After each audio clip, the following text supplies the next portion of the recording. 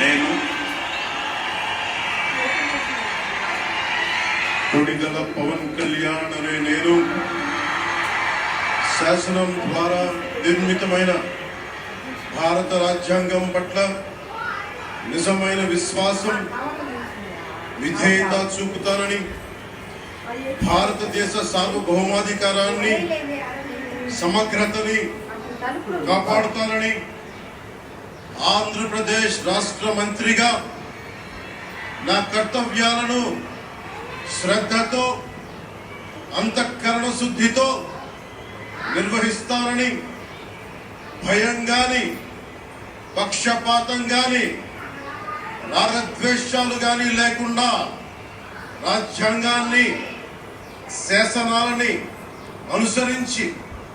ప్రజలందరికీ న్యాయం చేకూరుస్తానని దైవ సాక్షి